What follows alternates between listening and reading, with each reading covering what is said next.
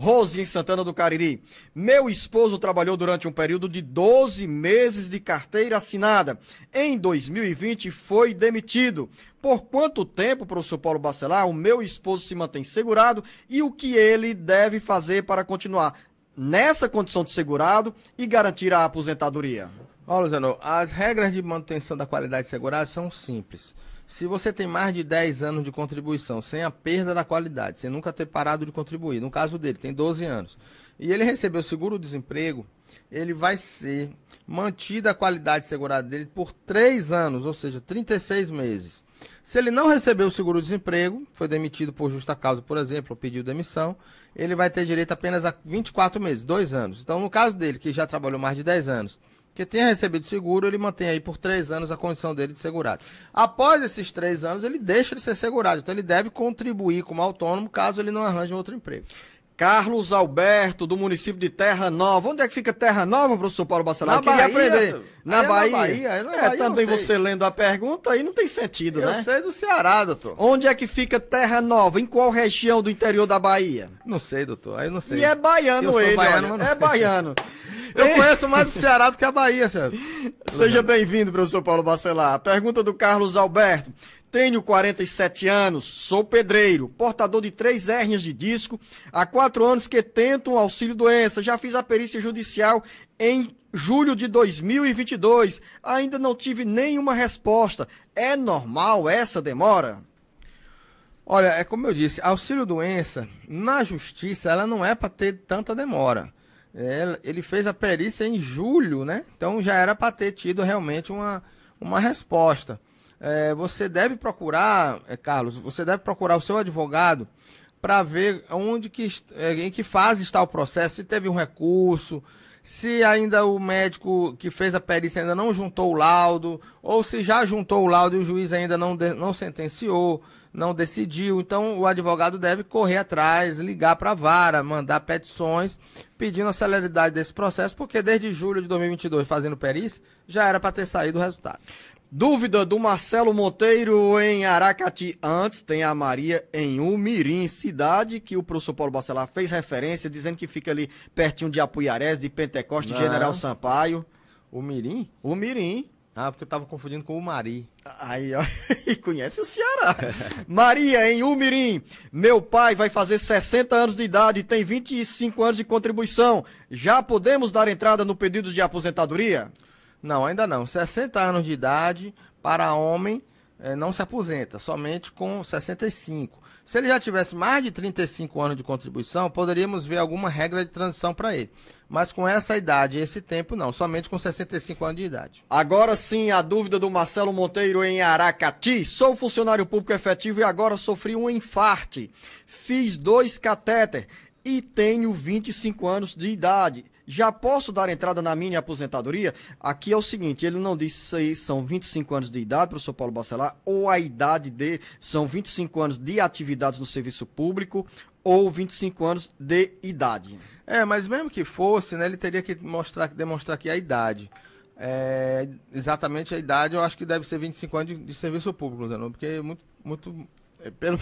pelo infarto, né? Porque pode acontecer, mas uma pessoa com 25 anos, eu acredito que tenha sido aí o tempo de contribuição de 25 anos. Então, faltaria a informação da idade para a gente saber se ele tem direito a uma aposentadoria. Mas se for uma aposentadoria por invalidez, independe do tempo de contribuição. Se ele teve um infarto, botou cateter e tem problemas para continuar trabalhando, poderia sim ter uma aposentadoria por invalidez. A Neide, em Guaraciaba, terra que o professor Paulo Bacelar visitou há poucos dias, ela diz: sou empreendedora e pensionista.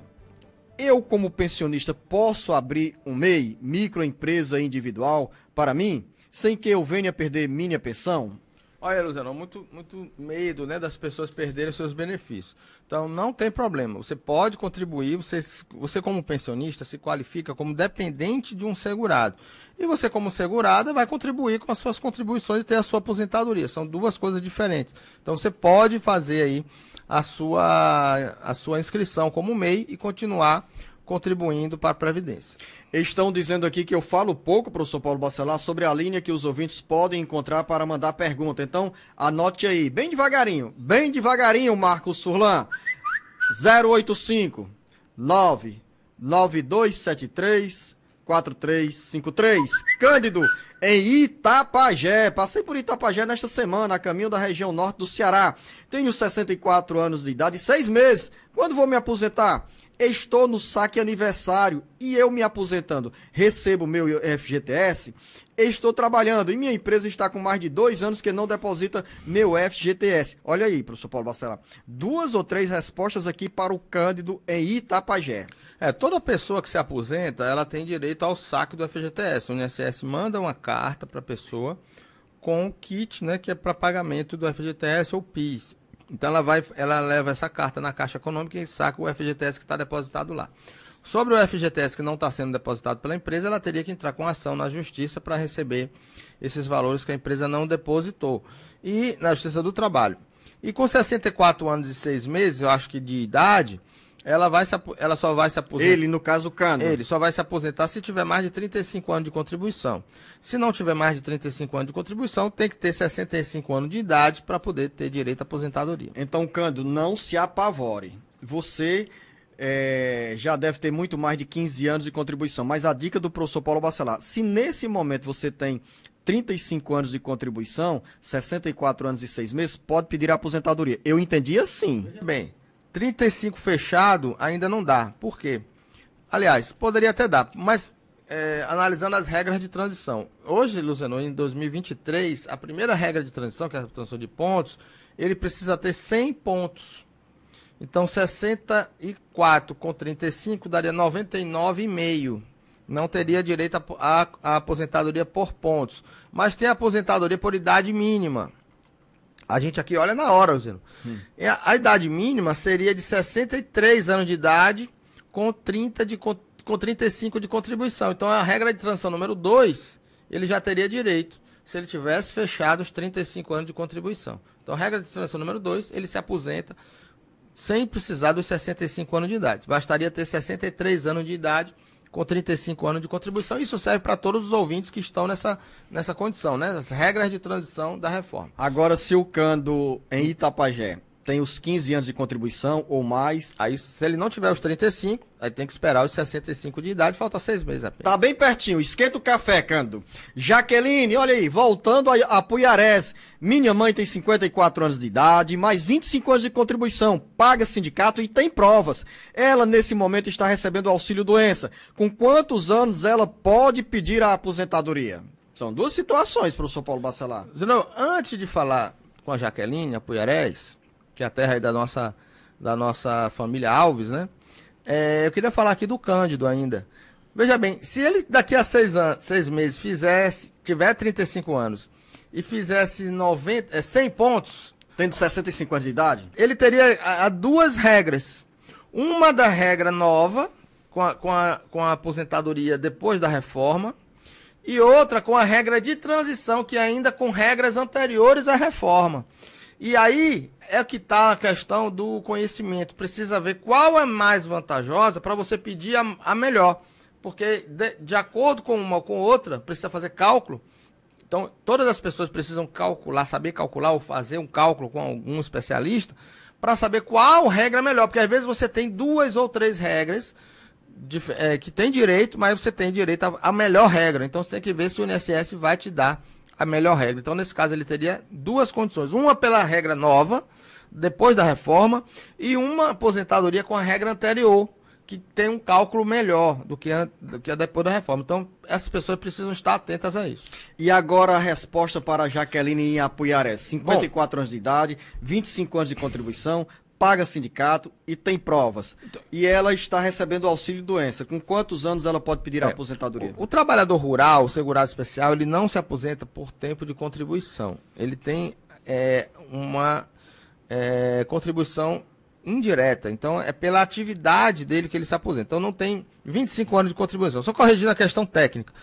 Não é 25 anos de contribuição, seria 25 anos de trabalho na atividade rural, já que ela tem provas e paga sindicato. Ótimo.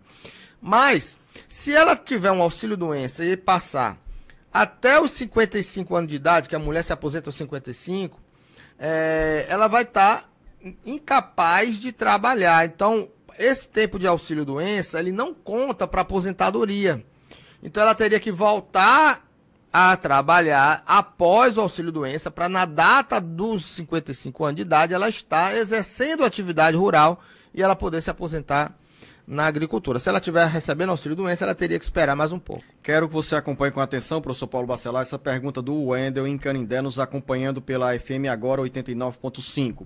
Eu recebo o BPC e minha mãe recebe o amparo ao idoso. Meu pai tem 72 anos de idade e não é aposentado. Meu pai tem direito ao amparo ao idoso também? Pois não tem renda. Veja bem, Luciano, olha que coisa interessante. Se fosse o pai dele com 72 anos e tivesse só a mãe no grupo familiar com 65, o BPC da mãe não interferia no BPC do pai, porque você pode ter dois BPC idosos na mesma casa. Porém, se o Wendel mora com os pais, for solteiro, a renda do filho solteiro entra para o cálculo do grupo familiar. E aí ele vai contar como renda o BPC que ele recebe, que pode ser o BPC deficiente. E nesse caso, esse benefício pode atrapalhar o BPC idoso do filho, do pai dele. Agora, para um esclarecimento, né? Ele fala em BPC e amparo ao idoso. Na realidade, é o mesmo benefício, né? Pronto, bem esclarecido aí.